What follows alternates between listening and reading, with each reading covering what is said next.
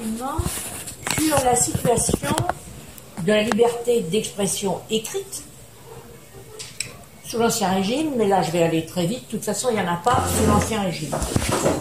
À partir du moment où l'imprimerie arrive, immédiatement l'écrit est traqué, pourchassé, d'abord par l'Église. L'index, ce qu'on appelle l'index, qui est donc le catalogue des livres interdits, il remonte, je crois, à 1559. Vous voyez tout de suite. Et l'Inquisition qui fait pression sur François Ier pour qu'il interdise l'imprimerie. Alors il va l'interdire, mais très rapidement qu'il n'est pas fou, donc il revient là-dessus. Mais tout de même, il commence déjà à mettre en place un corset pour essayer de surveiller, contrôler et contraindre l'imprimerie. Donc il n'y a aucune liberté d'expression, ni écrite ni autrement, sous l'Ancien Régime. Ceci étant, on conçoit bien qu'au fil du temps, et déjà sur la fin du XVIIIe siècle, ce système de contrôle très serré, qui est fondé sur les corporations, sur les privilèges, sur la censure royale, censure des parlements, j'en passe et des meilleurs, ce système s'avère de moins en moins efficace parce qu'il y a une espèce d'enthousiasme qui se développe, de fureur de lire, de fureur de s'informer, de fureur... Vous voyez, enfin, dans les années 1780, je vais vous dire que ça commence déjà à être, non pas libre, hein, mais enfin, ce corset commence à exploser absolument de toutes sortes. Le public est de plus en plus friand de lire des brochures en tout genre qui traitent de religion, de politique ou n'importe quoi.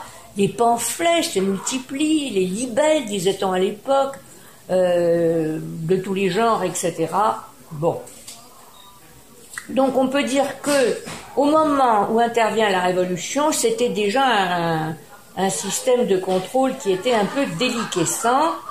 Et voilà que la Révolution pose d'entrée de jeu, dans la Déclaration des droits de l'homme et du citoyen de 1789, que, dorénavant, la libre communication des pensées et des opinions est un des droits les plus précieux de l'homme, et que tout citoyen peut par conséquent parler, écrire, imprimer librement, sauf à répondre, bien entendu, des abus.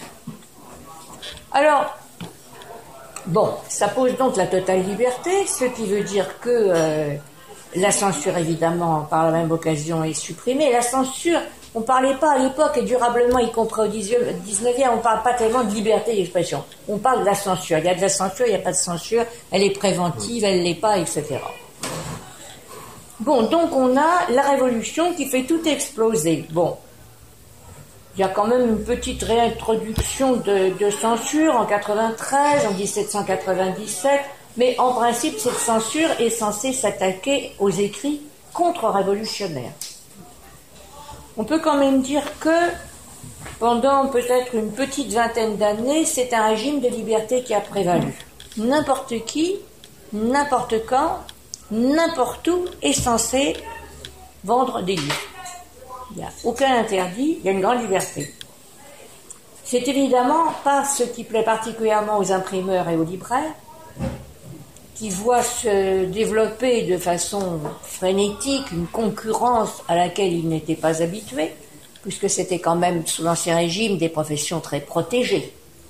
Et donc évidemment que les imprimeurs et les libraires voient ça, et qui ont pignon sur rue, voient ça assez mal, et nombre d'eux souhaitent, expriment, envoient des pétitions au pouvoir pour dire que c'était quand même mieux avant et laisser entendre, sinon le dire expressément, quand même si c'était possible de remettre en place le système corporatiste. Bon. De toute façon, ce système corporatiste, bien entendu, il les protégeait. Il les représentait, il les protégeait, il en garantissait l'accès. N'importe qui ne pouvait pas se mettre imprimeur, libraire. Les deux professions étaient d'ailleurs largement confondues.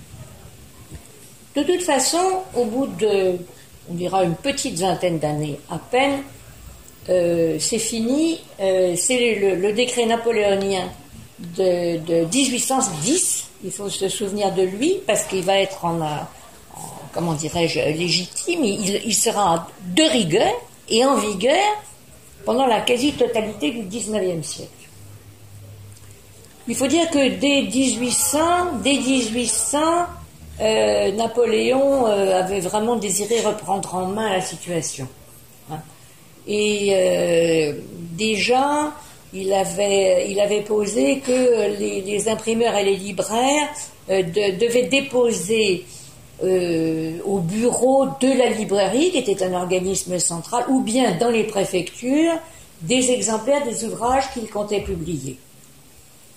Là, au départ, ces contrôles ne devaient concerner que les livres politiques, mais très rapidement, littéraires, scientifiques, tout le monde est concerné. Mais là, c'était encore des mesures parcellaires. En 1808, Napoléon soumet, comment dirais-je, au Conseil d'État la mission d'élaborer un projet de réglementation à tous les points de vue des métiers du livre. Ce conseil s'est réuni une douzaine de fois, avec toujours la présence de Napoléon, qui participait activement au débat. Et d'ailleurs, on dit que le préambule de ce décret, lorsqu'il sera publié, était de sa main.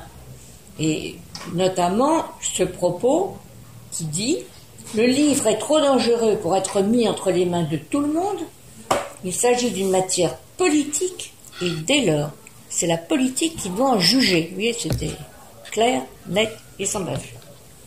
Alors cette nouvelle organisation dissocie les métiers d'imprimeur et de libraire. Jusqu'à présent, c'était, de toute façon, les deux allaient ensemble. Là, les deux sont séparés parce que les deux, aux yeux du pouvoir, ne représentent pas le même danger. Le plus dangereux, c'est l'imprimeur, puisque c'est lui qui fabrique la chose. On attend de lui, non pas des preuves de compétence, dont pourrait attester, par exemple, le succès à un examen. Non, pas ça du tout. L'empereur n'en a rien à faire. Ce qui doit compter, c'est les bonnes mœurs, mais surtout la fidélité à toute épreuve au pouvoir. C'est ça, le critère. Et lorsque, à l'une des séances du Conseil d'État, l'empereur lance, on a les comptes rendus de tous ces débats, donc on voit bien, l'empereur lance, il importe peu à l'État qu'un homme qui se fait imprimeur soit capable ou incapable, mais il importe beaucoup à l'État que ceux-là seuls puissent imprimer qui ont la confiance du gouvernement.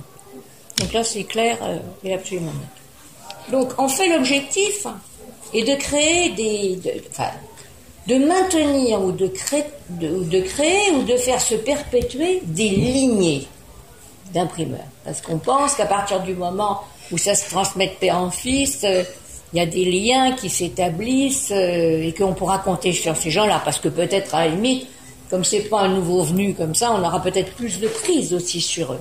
Donc c'est ça qui compte, c'est constituer des lignées. Et ce qui est intéressant, c'est que l'empereur refuse que pour obtenir le droit d'exercer ce métier-là, d'imprimeur, il refuse qu'on passe un examen. Parce que explicitement, dit-il, s'il y a un examen, les ouvriers et les commis de librairie ou d'imprimerie ont tout à fait le droit de s'y présenter, mais ça sera probablement en défaveur des fils de famille. C'était déjà la démocratie de Napoléon. Donc ça, non. Alors, premier point, donc ce décret traite quand même essentiellement des imprimeurs, mais aussi, on va le voir, des libraires. Alors, le premier point, c'est qu'un numerus clausus est imposé aux imprimeurs. L'idée étant que les imprimeurs sont moins dangereux lorsqu'ils sont moins nombreux et plus prospères. Alors, avec ce numerus clausus, évidemment, il y a la réduction des 2/3 des imprimeries à Paris. Elles étaient 156, elles passent à 60. Vous voyez, ceux qui n'ont pas été retenus, le sujet. Bon, rapidement, ça remontera à 80, et la mesure de ce numerus clausus ne sera pas reprise sous la Restauration. Alors, pour les libraires, il n'y a pas de limitation de nombre. Mais dans la pratique, le pouvoir est extrêmement vigilant à cet égard, hein, au moins jusqu'aux années 1830. Alors, bon, il n'y a pas un nombre imposé, mais c'est assez facile quand on n'a pas envie qu'une librairie s'ouvre de dire qu'il y en a déjà une, qu'il y en a assez, qu'elle ne fera pas ses affaires, vous voyez, et de refuser à ce titre-là. Parce qu'il faut une autorisation préalable. On y arrive. La clé de voûte du système, c'est le brevet. Pour pouvoir exercer, il faut obtenir un brevet. Et ça concerne imprimeurs et libraires. Ça concerne tous les métiers du livre. Donc d'abord déjà les imprimeurs, après ça sera les typographes, les libraires, les propriétaires des cabinets de lecture, après c'est controversé, mais eux aussi. Donc il faut obtenir un brevet. J'ai dit tout à l'heure, c'est pas fondé sur un examen. Il faut constituer un dossier. Alors le dossier doit évidemment, comporter une lettre de motivation, un acte de naissance, des certificats d'aptitude signés de 3 libraires, mais ça, on sait que c'est un gag, hein. D'ailleurs, parfois, parmi les certificats, vous voyez des libraires qu'on dit à toutes les qualités sont basées à l'autre coin de la France, enfin, probablement ça se monnaie d'ailleurs, les attestations de compétences des libraires. Alors, ce qui ne se monnaie pas du tout, évidemment, c'est des certificats de bonne vie et mœurs. Et éventuellement, c'est bien également dans le décor, des recommandations émanant de notables. Alors, il y a 2 façons d'avoir un brevet. Ça peut être par succession. Par succession, c'est-à-dire qu'un libraire ou un imprimeur quitte son emploi, prend sa retraite, bon bref. Donc on peut racheter son brevet. Parce que là, c'est pas gratuit. Hein. Tout ça est censé être gratuit, mais tout le monde sait que quand on prend la succession, faut payer. Hein. Suivant les périodes, obtenir un brevet de succession, alors évidemment ça varie selon les périodes, selon les lieux, etc. Mais enfin quand même, en gros, c'est entre 700 et 1000 francs, et ça représente la moitié à peu près du salaire d'un directeur de journal à l'époque. Donc c'est quand même pas négligeable, vous voyez. Bon, on peut évidemment avoir aussi un brevet par création, mais alors là, à condition qu'il n'y ait plus le numerus clausus. Parce que, oui, alors là, évidemment, c'est gratuit, mais c'est pas triste. C'est complètement aléatoire. De toute façon, que ce soit par succession ou par création, obtenir un brevet, c'est une longue marche. C'est pas un truc facile. Et en plus, avant de pouvoir utiliser ce brevet quand on l'a obtenu, il faut prêter serment. Ça concerne aussi bien les imprimeurs que les libraires.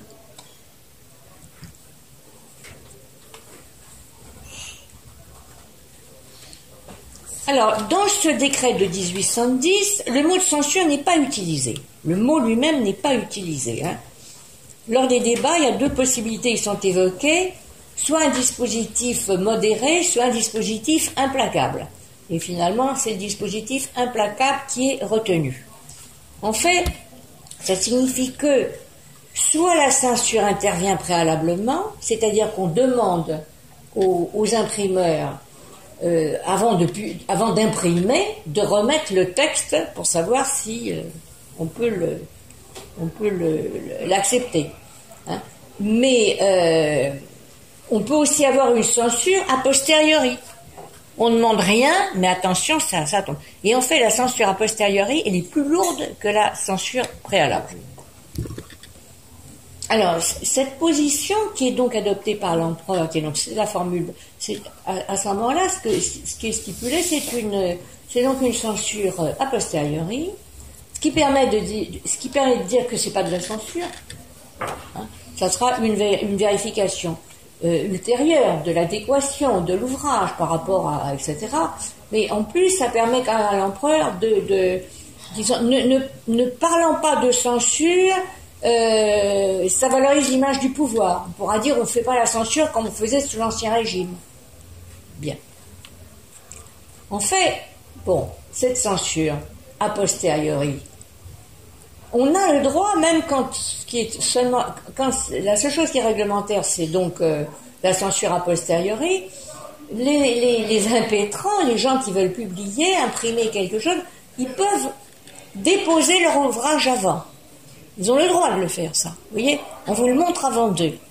Mais à partir du moment où cette attitude se répand, celui qui fait pas ça, il est vraiment dans le collimateur. Hein. Vous voyez ce que je veux dire? C'était pas obligé, mais s'il fait partie des très peu qui ne le font pas, il est dans le collimateur.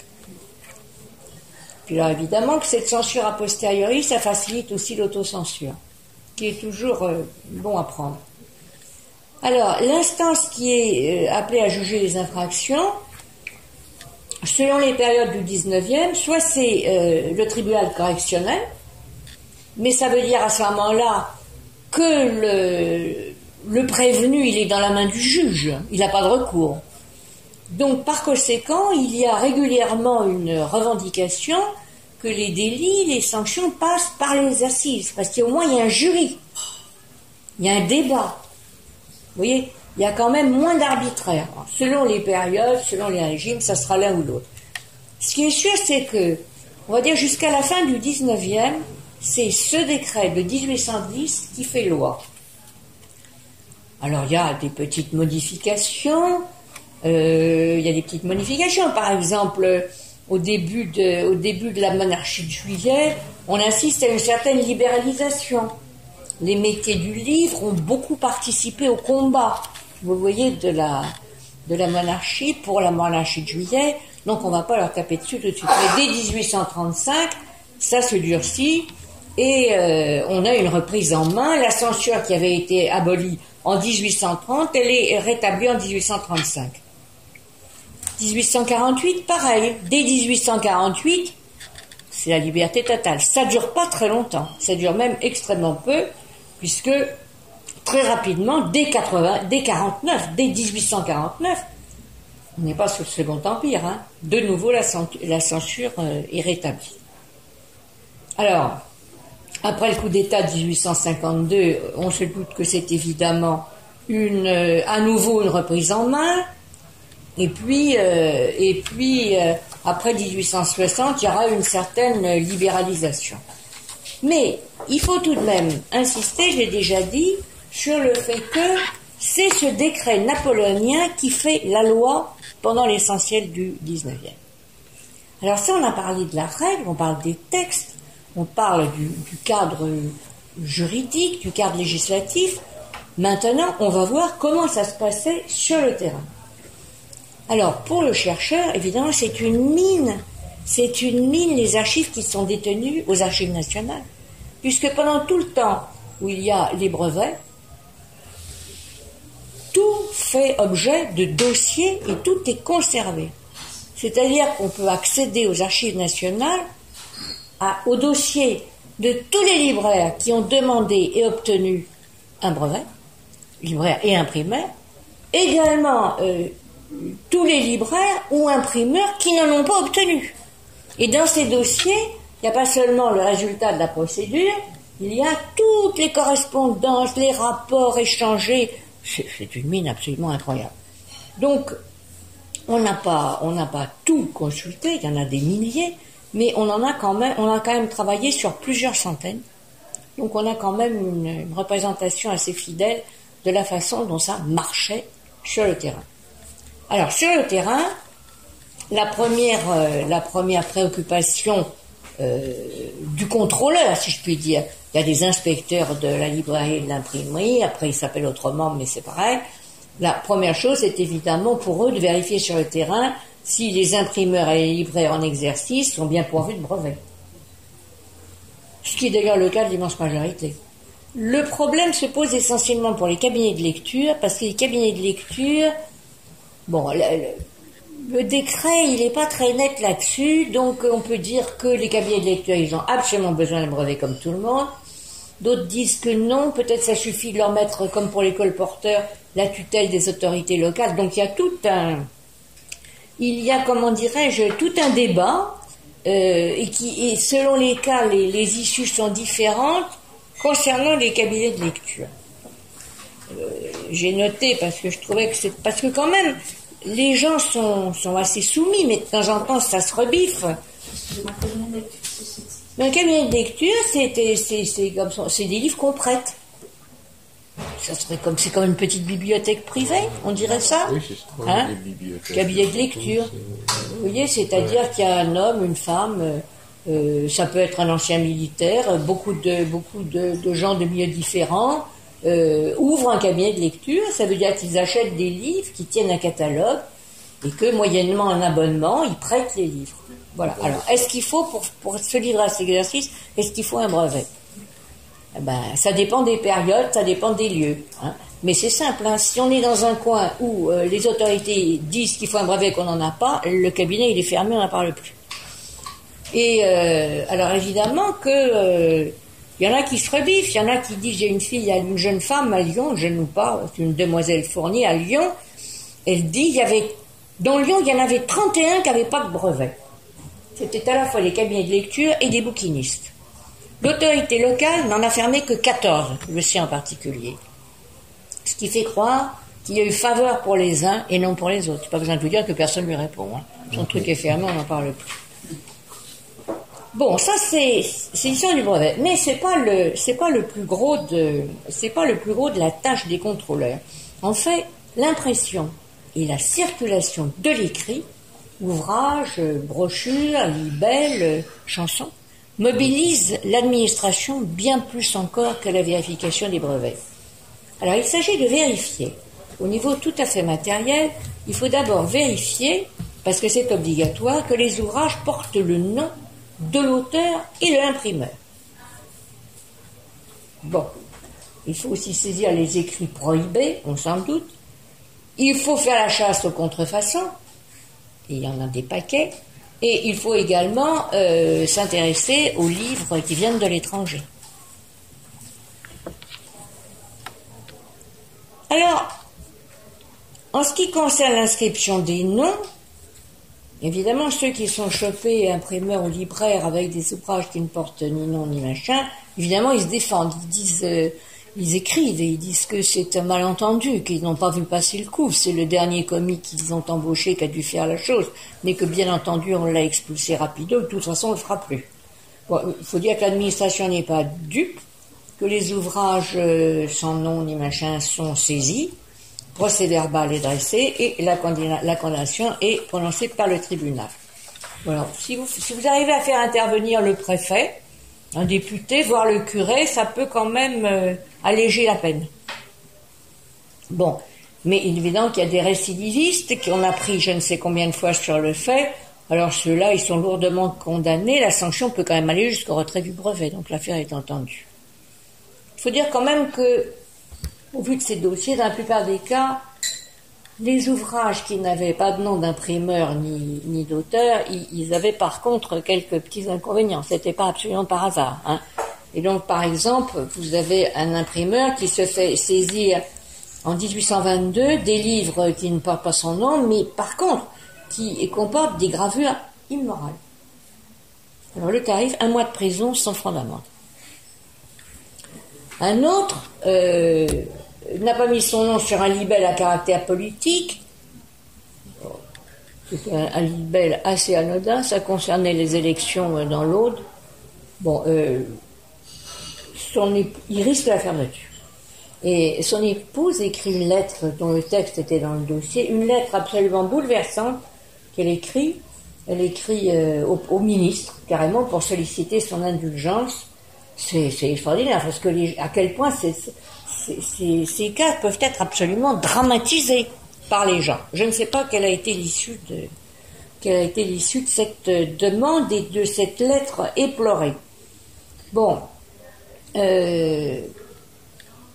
un autre cas qui est aussi assez intéressant sur le contenu politique, policier et politique lourd de toutes ces affaires et de toutes ces décisions, à Strasbourg, en 1859, on est donc sous le Second Empire, un libraire qui a vraiment pignon sur rue, sa maison remonte au XVIIIe siècle. Hein. Bon, eh bien, il n'a pas effectué le dépôt préalable d'un ouvrage. Alors évidemment, le procureur impérial est saisi de l'affaire, il interroge le préfet sur la manière dont le contrevenant jusque-là a rempli ses obligations. Est-ce que c'est une première? Est-ce qu'il est récidiviste? Et pendant qu'il y est, le procureur demande aussi, si possible, quelques informations sur ses opinions politiques. Ça pourra toujours servir pour la prochaine fois. Alors, on ne comprend pas très bien. Bon, quand il y a des graveurs polissonnes ou des contenus polissons, on peut imaginer, bien entendu, c'est contraire aux bonnes mœurs, l'Église, etc. Parfois, on se demande, on ne sait pas. Hein. Voilà, une maison d'Angers, 1847, elle est taxée de 2000 francs, qui n'est quand même pas rien, pour avoir mis en vente sans déclaration préalable une brochure, l'apparition de la Sainte Vierge à 2 enfants sur la montagne de la Salette. Le préfet intervient, ça diminue la peine. Je n'ai pas compris, l'autorisation préalable était redevenue Oui, obligatoire. voilà. Redevenue obligatoire. Redevenu obligatoire, l'autorisation préalable. Et le ministre, c'est quel ministre? L'Intérieur. L'Intérieur, oui, c'est ça. Ministre de l'Intérieur. Bon, mais vous voyez, c'est bon, un autre cas qui est aussi intéressant. C'était à Narbonne, ça doit être à peu près également dans les mêmes périodes. Un imprimeur qui a déjà eu pas mal de contraventions. Une fois de plus, il remet la gomme, il publie des chansons politiques où évidemment il n'a pas mis son nom et il n'a pas non plus fait le dépôt préalable. 6500 francs. Il ne peut pas payer. Il ne peut pas payer, donc par conséquent, on le met en prison. Mais pendant qu'il est en prison, évidemment, son imprimerie, elle continue de tourner. Et vous savez ce qu'elle fait, son imprimerie? On trouve ça je ne sais pas si c'est le sous-préfet ou quoi, qui a écrit. C'est de ces presses que sortent tous les écrits socialistes qui inondent les communes de l'arrondissement. Alors, il est en prison, mais on lui retire quand même son brevet. Il n'avait qu'à surveiller ce qui se passait en son absence. Alors, les ouvrages interdits sont généralement signalés au préfet par le ministre, qui croit savoir qu'il s'en imprime dans tel coin et dans telle ville. Et l'alerte est donnée par, il y a une telle urgence, l'alerte est donnée par dépêche télégraphique, requérant une réponse immédiate des autorités locales. Et là, c'est un incroyable branle-bas de combat. Les commissaires de police sont mis en branle pour organiser de toute urgence des visites dans les ateliers d'imprimis ou dans les boutiques de libraires, de ceux tout au moins qui sont soupçonnés de pratiques douteuses. Alors, parmi les ouvrages saisis, on trouve à peu près de tout. Bon, il y a des libelles de circonstances, grande quantité, les libelles politiques, bien, qui sont relatifs à tel ou tel épisode de la vie politique du mouvement, qui affolent absolument les autorités locales. Il faut voir que, pendant toutes ces années, toutes ces histoires de contrôle de l'imprimerie, de la librairie, surtout des livres prohibés, des contrefaçons, etc., c'est complètement dramatisé. Vous voyez, enfin, tous les courriers qui s'échangent, les rapports, c'est incroyablement dramatisé. Bon, alors, donc j'ai dit, évidemment, il y a un peu de tout, il y a des trucs politiques, il y a aussi des écrits qui visent la religion, et puis il y a les ouvrages attentatoires aux bonnes mœurs. Ainsi, il y en a un qui est vraiment traqué un peu partout, en France, c'est La vie et les amours du chevalier de Faublas. 7 volumes, avec des gravures obscènes. Première édition à Londres en 1795. Mais ce n'était pas la dernière. Il y en a d'autres réalisées clandestinement à Paris, sans nom d'imprimeur, vous vous en doutez, cette fois-ci en 13 volumes. Il arrivait des auditions augmentées. Extraordinaire. Assez souvent, les investigations tournent court. Hein. C'est-à-dire que le ministre a dit qu'il se publie chez vous tel truc, allez, on ne trouve rien. On ne trouve rien. Ce qu'on appelait contre Robin Hearst, à l'époque, c'était un peu équivalent. Où il suffisait de montrer la chaîne d'une femme. Beaucoup moins. Enfin, vraiment, il fallait pas grand-chose pour que ça soit considéré comme attentatoire. Hein. Il fallait pas grand-chose. Alors, il y a un pauvre homme, un prêtre, nommé Feuillade, qui a pondu un ouvrage en 3 volumes, c'était, c'était un questionnement intéressant, et je demandais si on ne pourrait pas fusionner les 3 cultes monothéistes. C'était, je ne peux pas vous dire que, alors là, n'en parlons pas, mais le problème, c'est qu'on ne l'a jamais retrouvé. Ce qui est également intéressant, ni l'un ni l'autre, d'après moi, hein. Alors, on ne trouve pas non plus des ouvrages hostiles au gouvernement dont le préfet est absolument convaincu que pourtant ça s'imprime là, etc. Et alors, d'autres choses sont intéressantes. On met la main sur le libraire, à qui s'est fait livrer par un imprimeur, il ne donnera pas le nom. On sait qu'il s'est fait livrer, il le reconnaît, il s'est fait livrer, il le reconnaît, le libraire. Mais les gens attendaient cette œuvre avec une telle impatience, il a tout vendu. C'est con, ça. C'est là qu'on voit qu'il y a une demande absolument extraordinaire. Enfin, je dirais que plus il y a de l'interdit, et plus ça crée de la curiosité. Et plus en même temps, on peut le vendre cher. Il y a vraiment un public qui est prêt à mettre le prix. Et les lecteurs, ils étaient quand même pas fichés. Je veux dire, s'ils achetaient un livre chez le libraire... Non, les libraires n'étaient pas fichés. Les acheteurs n'étaient pas fichés. Ils sont fichés, en revanche, dans les cabinets de lecture. Évidemment, il y a la liste des abonnés. Et les cabinets de lecture sont particulièrement surveillés, et pas seulement pour vérifier si les détenteurs ont le brevet. C'est qu'on considère que c'est quand même le plus dangereux. Parce que ces cabinets de lecture, ils sont susceptibles de toucher un public beaucoup plus large que le public des libraires, évidemment, et en particulier de contaminer les jeunes, mais pas que les jeunes, les ouvriers aussi. Et un inspecteur écrit « J'ai trouvé dans le catalogue d'un cabinet de lecture, qui est une très ancienne maison de la ville, quantité de livres qui ne devraient pas être donnés en lecture et que je fais disparaître de tous les catalogues soumis à mon inspection particulière. » Là, c'est pareil. On met la main. Alors, il avait ça sur son catalogue. Il est où, votre bouquin? Je l'ai prêté. Je ne l'ai pas là. Et quand est-ce que je vais pouvoir le récupérer? Je vais essayer. Les contrefacteurs, dont on peut bien imaginer dans ce contexte qu'ils sont des légions à opérer tout au long du 19e. Mais c'est très rare finalement de mettre la main dessus. Dans tous ces centaines de dossiers qu'on a examinés, on en a trouvé un très très petit nombre. Comme quoi, ils doivent en connaître un rayon. Bon, ça arrive quand même. Bon, il y en a un qui a pu être repéré parce que la plainte a été déposée par l'éditeur parisien dont on avait contrefait un ouvrage. Un ouvrage, c'est pas l'ouvrage qui était le problème, c'était une contrefaçon. Bon, donc par ce biais-là, on a pu mettre la main sur c'était un objet de litige, c'était un ouvrage de géographie, tiré à 4000 exemplaires. Bon, pas tout sans l'aide, mais c'est une contrefaçon, et par conséquent, la condamnation est lourde, 2000 francs d'amende, retrait du brevet. Parmi les tâches de ces contrôleurs, il y a aussi l'importation des livres étrangers.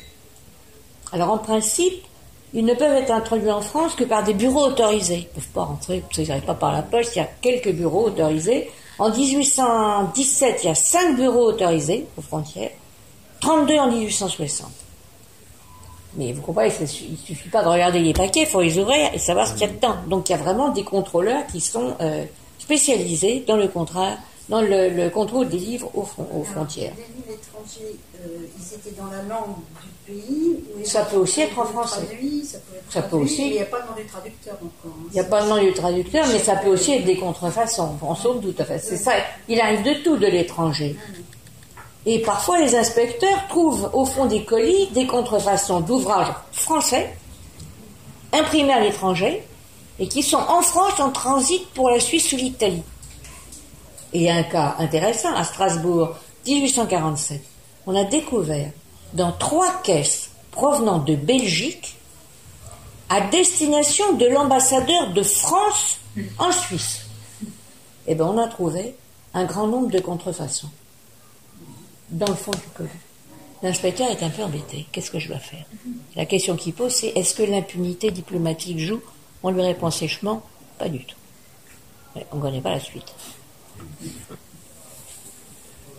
Alors, ce contrôle suppose évidemment non seulement la mobilisation de tout ce qui, au plan local, est susceptible de fournir de l'information, de toutes les autorités possibles, policières, municipales, etc. Mais ça suppose aussi la mise en place de réseaux, j'allais dire, assez futés, assez, vous voyez. Alors, participent finalement à ces réseaux des libraires et des imprimeurs considéré comme de toute confiance et effectivement auquel le ministre fait tout à fait confiance pour donner de l'information. Alors, il y a un cas qui est assez intéressant. On a ça toujours dans les dossiers, hein. C'est carrément le directeur de l'imprimerie et de la librairie, donc c'est vraiment au plus haut niveau de l'administration, qui sollicite des professionnels de toute confiance à Strasbourg pour se procurer un pamphlet publié à Berlin et qui s'appelle « Les femmes galantes de Napoléon ». Je dois dire quand même que la lettre de ce directeur est tout à fait extraordinaire. Il demande que se le procure de façon absolument confidentielle, personnelle, de lui envoyer avec toutes les précautions que vous pouvez imaginer. Vous comprenez bien que c'est un ouvrage que j'ai besoin de connaître dans l'exercice de mes fonctions. Alors, il ne demande pas uniquement des trucs coquins, hein. La même année, le même directeur, s'adressant au même libraire, demande de se procurer un autre pamphlet publié à Berlin également et qui traite du bagne de Cayenne et qui présente l'empereur sous un jour très défavorable. C'est aussi évidemment c'est interdit, il faut mettre la main dessus. Quand on lit tous ces dossiers, quand on voit toute cette panique, quand on voit ces alertes, ces injonctions de la part de l'administration centrale, ces visites domiciliaires à répétition qui mobilisent un nombre important de gens qui courent dans tous les sens, à l'arrivée, on trouve que le butin est assez mince quand même. Pour un pareil déploiement de force, le résultat n'est pas à la hauteur des efforts, hein, vraiment pas. Mais c'est que, comme écrivait au ministre l'un de ses inspecteurs, pourtant bien rodé à la fraude, il écrivait, dès qu'un ouvrage clandestin est sorti de la presse, clandestin, hein, les imprimeurs s'y entendent trop pour ne pas détruire les traces. Mais ils y joignent la tactique de ne point faire vendre dans les magasins de librairie, mais par des amis particuliers. Et c'est aussi, bien entendu, comme je le disais tout à l'heure, parce que l'interdit excite la curiosité et qu'il y a vraiment du public pour se procurer ces ouvrages interdits et ces contrefaçons. Alors, à la fin du Second Empire, l'idée de supprimer le brevet fait son chemin. Mais comme on peut l'imaginer, les professionnels du livre, les brevetés qui se sont pour certains ruinés pour avoir un brevet, je n'ai pas besoin de vous dire qu'ils ne sont pas particulièrement intéressés à ce qu'on supprime le brevet. Il y a des enquêtes dont on a les résultats, qui sont des enquêtes auprès de ces professionnels qui, pour toutes les raisons du monde, se refusent catégoriquement à ce qui est l'abolition du brevet. Ils sont cramponnés au brevet. Pendant tout, il faut aussi dire quand même un mot là-dessus, c'est que un des effets assez lourds, je dirais socialement lourds, de ce décret de Napoléon de 1810, c'est qu'il a complètement transformé le statut social des métiers du livre. Sous l'Ancien Régime, c'était des métiers respectés. C'était pas n'importe quoi d'être imprimeur ou libraire. Avec le dispositif de contrôle législatif mis en place par le décret de 1810, on peut dire que les imprimeurs et les libraires sont vraiment traités comme des chiens. C'est vraiment une chose incroyable. La façon dont ils sont traités, les propos qu'on utilise à leur sujet. C'est des gens qui ont vraiment perdu le statut qu'ils avaient. Bon, il reste des maisons, comme on dit, des maisons qui ont pignon sur rue. Certaines remontent à 1 ou 2 siècles. Ce sont des professionnels qui sont respectés. Mais s'il y a le moindre problème, ils sont vraiment traités comme n'importe quoi. Ils ont vraiment perdu. Alors, vous pensez bien qu'au moins, ils ont quand même le brevet. Leur supprimer, ils sont pas disposés. Alors, en 1870, comme j'ai dit, vraiment 8 jours après la proclamation de la République, il y a une loi est-ce que c'est une loi? Je crois que c'est une loi qui... c'est bon, un décret, je crois que c'est une loi. C'est un décret. C'est un décret qui abolit nombre de dispositions du décret de 1810. On peut dire quand même que ça a été important. Déjà, il n'y a plus besoin de brevet, c'est pas rien quand même. Hein. Alors, pour le chercheur, c'est ennuyeux parce qu'à partir du moment où il n'y a plus de brevet, il n'y a plus non plus de dossier constitué. Tant pis. En quelle année ça fait 1870. Mais ce qui est quand même considéré vraiment comme la loi fondatrice de la liberté d'expression écrite, c'est la loi du 29 juillet 1881. C'est elle, défense d'afficher, loi de 1881, qui a été votée sous le gouvernement de Jules Ferry et qui est vraiment considérée comme le texte fondateur de la liberté d'expression en France et qui d'ailleurs, qui est évidemment inspirée par la Déclaration des droits de l'homme de 1789 et qui, dans son article 1er, pose l'imprimerie et la librairie sont libres. Et évidemment, définit les libertés et les responsabilités en imposant un cadre légal à toute publication, ainsi qu'à l'affichage public, au colportage, la vente sur la voie publique, etc. Bon, cette loi est toujours en vigueur aujourd'hui. C'est elle qui fait référence. Et tout à l'heure, j'aurai l'occasion de dire qu'il y a aujourd'hui des procès qui, au nom de la loi de 1881 et de la liberté d'expression, profèrent leur sentence. Bon, bien entendu, cette loi de 1881 a vu un certain nombre de ses dispositions carrément abrogées, notamment parmi d'autres qui concernaient le colportage, qui n'est pas vraiment un truc à l'ordre du jour, et puis d'autres ont été modifiées. Mais il y a de nouvelles lois. La loi de 1881 spécifiait les cas où le délit de diffamation ou d'injure était aggravé. Alors, ces cas où le délit est aggravé, c'est par exemple lorsqu'il concerne certains corps constitués ou certaines personnes, notamment le chef de l'État, les membres des ministères, etc. Ce qu'il faut voir, c'est que depuis, et on va dire maintenant de nos jours, la gamme de ces délits spéciaux a été considérablement élargie par toute une panoplie de lois qui, depuis la Libération, pour la plupart, visent à pénaliser les différentes formes de racisme. On peut dire que toutes les lois qui sont venues s'ajouter à cette loi de 1881 spécifient et élargissent les cas. Alors, on va commencer, on voit bien pourquoi, bien entendu. Donc, dès le mois d'août 1944, il y a un décret qui rétablit des dispositions qui dataient de 1939, mais qui évidemment avaient été abolies sous Vichy, et qui spécifie pour la première fois, donc là on est en 1944, la notion de diffamation ou d'injure contre les personnes qui appartiennent par leur origine à une race ou une religion. On dirait que c'est la première loi à caractère antiraciste. Ensuite, je dis les principales, il y en a quelques-unes par-ci par-là, mais les principales. Après, 1er juillet 1972, une loi dite Pleven, qui concerne par conséquent diffamation et injure en raison de l'appartenance ou de la non-appartenance à une ethnie, une nation, une race ou une religion. Donc c'est un petit peu...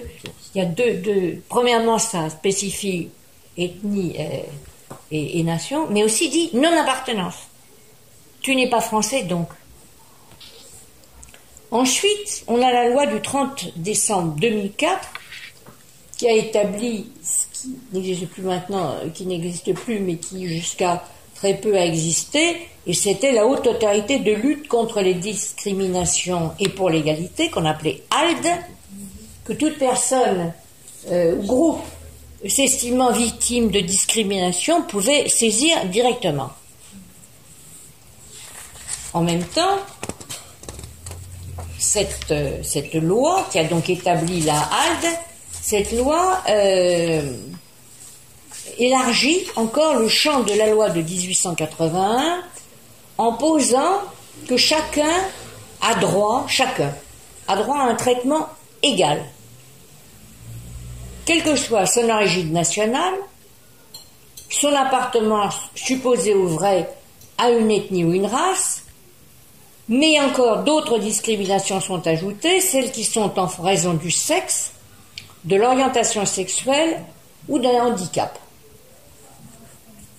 Bon, alors après s'ajoute à ça un petit stock, enfin disons plusieurs lois qu'on dit dites mémorielles, qui entravent la liberté d'expression puisqu'elles pénalisent l'expression publique de certaines positions ou points de vue et la contestation de faits considérés comme historiques. Alors, la première de ces lois dites mémorielles,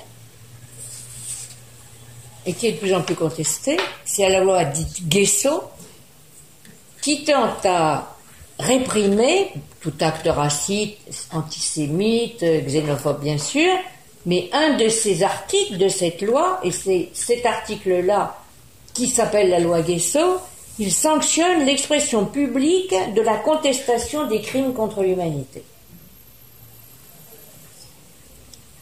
Alors après, on a eu, dans le même ordre d'idées des lois mémorielles, on a une loi de 2001 qui reconnaît le génocide arménien, une autre loi la même année, dite loi Taubira, qui reconnaît la traite et l'esclavage comme des crimes contre l'humanité. Après, on a encore une loi qui a été débattue et contestée, et même un de ces articles a été supprimé. C'est une loi en 2005 qui marque la reconnaissance de la nation et la contribution nationale en faveur des Français rapatriés d'Afrique du Nord et d'Indochine.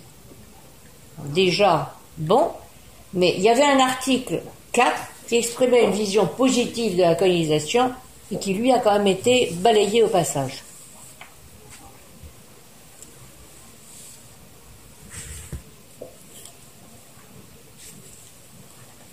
Alors, il y a eu, j'ai dit qu'il y a eu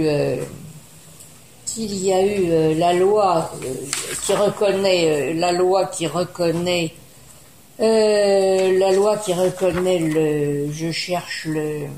le génocide arménien en 2001, mais en 2000, voilà, on ne doit pas contester le génocide. Bon, ça c'est une chose, mais il y a eu un projet de loi en 2006 qui visait à sanctionner ceux qui expriment cette négation du génocide arménien. C'est resté à l'état de projet ? Ouais, ça n'a pas passé, mais ça a fait rebondir tout le débat sur l'ingérence de la loi dans le champ de l'histoire. Ça a vraiment été certains, et non des moindres, considèrent que ce n'est pas au tribunal de dire le vrai. Et en particulier, la loi Guesso, qui était donc la première de ces lois mémorielles, a été contestée par des historiens et des hommes politiques de tous bords qui estimaient qu'avec des lois comme ça, on va de plus en plus vers une liberté d'expression à géométrie variable. Et qui, comment dirais-je, engendre une espèce de concurrence génocidaire, qui c'est qui est plus génocidaire que l'autre, et une surenchère victimaire, on n'est plus victime que l'autre. Bon, je n'ai pas évoqué, mais il y a eu d'autres lois, une en 49 destinée à protéger la jeunesse, qui est assez intéressante parce qu'elle a instauré un délit de démoralisation de la jeunesse par l'écrit. 49. Et bon, mais ce qu'il y a surtout, si j'ose dire, c'est qu'elle confiait la tâche d'examiner les publications à une commission. Alors, à partir de là, tout est possible. C'est une commission qui déclare, qui prend sa décision, mais qui n'a pas de compte à rendre. Vous voyez, il n'y a pas de débat. Alors, en plus, on dit la jeunesse, mais elle traite aussi, cette loi de 49, elle traite aussi des adultes, puisque vont être également concernées, des publications qui ne sont pas interdites pour les adultes, mais qui ne doivent non seulement pas être achetées, c'est pas tellement le problème, mais qui ne doivent pas être mises en vue d'enfants. Alors ça veut dire que des publications qui doivent échapper aux enfants n'ont plus le droit d'être en vitrine des libraires.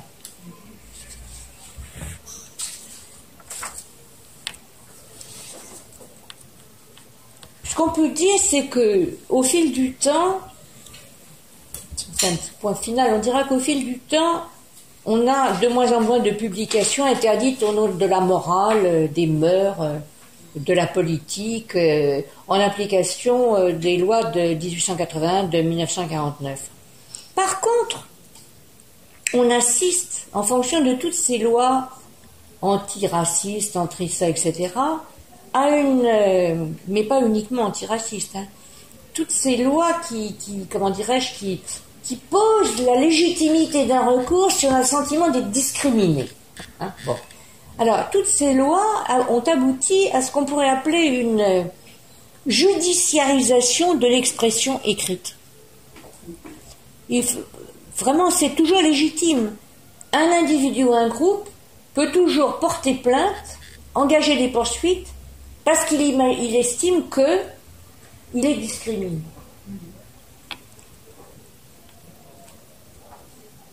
Et notamment, ces lois, comment dirais-je, donnent un poids particulier aux dispositions antiracistes. Et je voudrais évoquer un cas qui est assez relativement récent, dont vous avez peut-être entendu parler, et qui concerne un article qui a été publié dans le journal Le Monde, je crois que c'est en 2002, un truc comme ça, enfin, en gros une dizaine d'années, par Edgar Morin. On peut difficilement soupçonner d'être antisémite, Daniel Salnave, un écrivain, et Sami Nahir. Ils ont écrit un papier dans le journal Le Monde qui s'appelait « Israël-Palestine, le cancer ». Les propos qui tenaient, c'était que... pauvre petit Lulu. C'est ça, pardon. Les propos qui tenaient, c'est-à-dire qu'ils trouvaient que, en gros, je cite un truc, il disait « On a peine à imaginer qu'une nation de fugitifs, issue du peuple le plus persécuté de l'histoire de l'humanité, soit capable de se transformer en 2 générations en peuple dominateur et cher de lui, et à l'exception d'une admirable minorité, en peuple méprisant et en satisfaction à humilier. » Ils ont été poursuivis par 2 associations, Avocats sans frontières et l'association France-Israël. Alors là, dans un premier temps, les plaignants ont été déboutés, au motif que, quand même, ont le droit à la critique. Les plaignants ont fait appel devant le tribunal de Versailles, qui lui a condamné. Considérait que c'était absolument des propos racistes, antisémites, intolérables, une discrimination, etc., donc condamné. Bon, ils ont quand même été en cassation. La citation, là, justement, oui. Israël, peuple surlevé dominateur, c'est De Gaulle. C'est De Gaulle qui a dit ça, donc ils avaient repris ce propos. Je ne sais pas à quel moment, en fait, il a... Ah, c'est 67. 67. Voilà. 67. C'était au moment de la guerre des 7 jours. La guerre des 6 jours. Des 6 jours. C'est ça. Non. Ah ben non, mais... Vous voyez, ce que je veux dire, c'est qu'on a un durcissement des positions. On pouvait écrire des choses en 67, en 70, en 80, qu'on peut difficilement écrire maintenant. Donc, dans un premier temps, les associations qui ont engagé les poursuites sont déboutées. Le tribunal de Versailles les condamne, en disant absolument dans le champ, etc. Bon, ils ont quand même été en cassation. Ils ont gagné en cassation au motif que la condamnation portée par le tribunal d'appel de Versailles était en contradiction avec la loi de 1881. Ça, je trouve que c'est amusant, quoi, finalement, que ça soit cette loi qui... Bon, mais ça, c'est un article qui est... je veux dire, c'est un cas particulièrement intéressant, mais il n'y a pas que ça. Il y en aurait des milliers de cas. On va citer le recours du ministère de l'Intérieur contre les groupes de rap, qui effectivement, soit oralement soit dans des textes écrits, tiennent des propos qu'on peut considérer comme quoi? Qu'on peut considérer comme n'étant peut-être pas partagés par tout le monde. Bon. Mais là, ah si, il y a le nique ta mère, je nique la France, il y a des trucs qui sont assez hard, on dira. Une incitation à la violence, alors ça peut une incitation à la violence. Bon, mais en général, ils sont pas condamnés. Vous voyez, ils sont pas condamnés, il y a, le plaignant est débouté, vous voyez, bon, il y a eu un cas. Le ministère de l'Intérieur avait, poursuivi des groupes de rap pour diffamation à l'égard de la police nationale. Ah oui. Ils ont été déboutés, le ministère a été débouté. Hein. Puis après, il laisse tomber. Vous voyez, il n'y a pas de... Bon. Alors, il y a eu aussi, c'est aussi assez récent. Alors, il y a eu un recours contre un appel. Ça date du temps où Madame Malliot-Marie était, je ne sais plus si c'était à l'intérieur au garde des Sceaux, enfin, il y avait Madame Malliot-Marie dans cette histoire.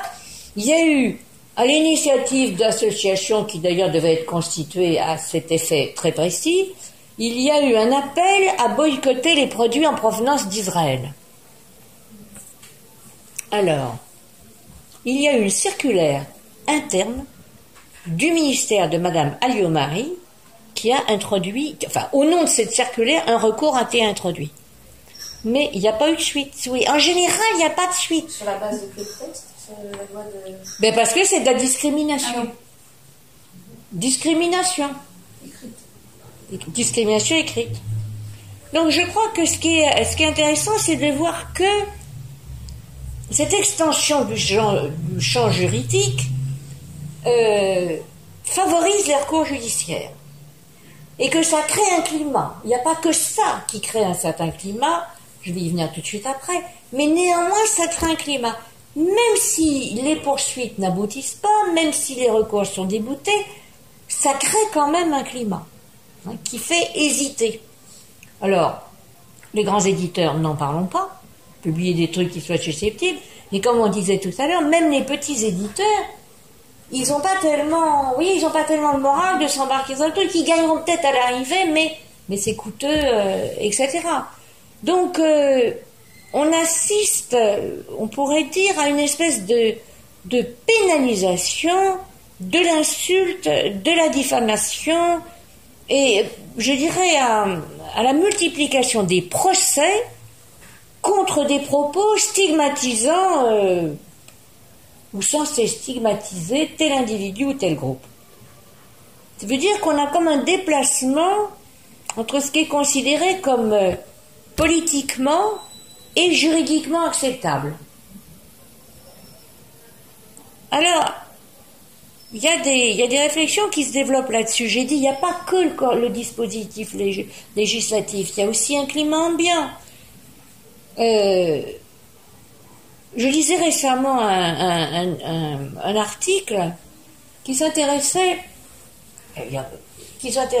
au sujet du pamphlet. C'est aussi un champ de recherche qui m'intéresse. À propos du pamphlet, disait quand même le pamphlet n'a plus de nos jours le statut qu'il avait auparavant, notamment au XIXe siècle. Enfin vraiment, y compris quand c'était interdit. Enfin les libelles, les pamphlets, il y a des gens qui ont fait leur carrière sociale, politique sur là-dessus. Je veux dire que Victor Hugo écrivait des pamphlets, Zola, comment appellerait-on, J'accuse, vous voyez, c'est... Bon, mais, comment dire... Donc, dans cet article, l'interrogation était, concernant le pamphlet, de dire, est-ce que, depuis un certain nombre d'années, est-ce qu'il n'y a pas une espèce évidemment, consécutivement aux événements de la guerre, de la Shoah, etc., est-ce qu'il n'y a pas une espèce de déplacement dans la primauté accordée, ou pas, à des notions comme liberté, égalité, dignité et fraternité. Et cet article que je lisais, donc je ne mets pas du tout ça à mon initiative, ni à mon actif, cet article m'a beaucoup intéressé parce qu'il faisait une comparaison entre les termes précis de la Déclaration des droits de l'homme et du citoyen de 1789, qui dit « Les hommes naissent et demeurent libres et égaux », et la Déclaration universelle des droits de l'homme de 1948 qui ne dit pas tout à fait la même chose. Qui dit tous les êtres humains, bon là, cette fois-ci on a rentré les femmes dedans, tous les êtres humains naissent libres et égaux en dignité et en droit. Ils sont donc doués de raison et de conscience et doivent agir les uns vers les autres dans un esprit de fraternité. Vous voyez, c'est comme si, oui c'est ça, comment dire, les notions de dignité, éventuellement de fraternité, oui, pousser à un certain extrême la fraternité nous donnera le communautarisme. Vous voyez ce que je veux dire? Il y a comme une filiation malsaine et perverse, d'accord? Dignité, fraternité éventuellement mal entendue, plutôt que finalement liberté et égalité. Et cet article mettait également en avant, je ne suis pas non plus le premier ni le dernier à le dire, qu'il y a effectivement une espèce de... Le discours droit de l'homme est extrêmement efficace socialement parlant. Il n'est pas seulement une position humaniste ou philosophique plus que défendable, il n'est pas que ça. Il est à ce nom-là, tout le monde a tous les droits. Enfin, vous voyez. Ou s'il ne les a pas, ou s'il estime qu'il ne les a pas, il a le droit de porter plainte. Donc, voilà. Je pense qu'évidemment, on ne va pas comparer ce qu'est aujourd'hui la liberté d'expression par rapport à ce que ça pouvait être au 19e siècle, mais je crois que c'est quand même assez intéressant. Et la réflexion et l'étude pourraient certainement être bien poussées là-dessus. C'est intéressant de voir quand même de nos jours, parce que quand on n'est pas concerné, qu'on ne fait pas attention à un certain nombre de choses, on peut vraiment avoir le sentiment que tout est possible. Mais si on y réfléchit de plus près, on voit que, en fonction à la fois du cadre législatif, mais aussi d'une espèce de... C'est sûr qu'on assiste à un discours qui est, je dirais, un discours public, à fortiori lorsqu'il est écrit, disons surtout écrit, qui est de plus en plus pasteurisé. Vous voyez, la parole crue, qui était absolument autorisée, j'allais dire avant, évidemment dans l'entre-deux-guerres, et même après 1881, elle a plus droit de citer. Elle est, vous voyez, c'est non, elle est plus recevable. Socialement parlant, elle est de moins en moins recevable.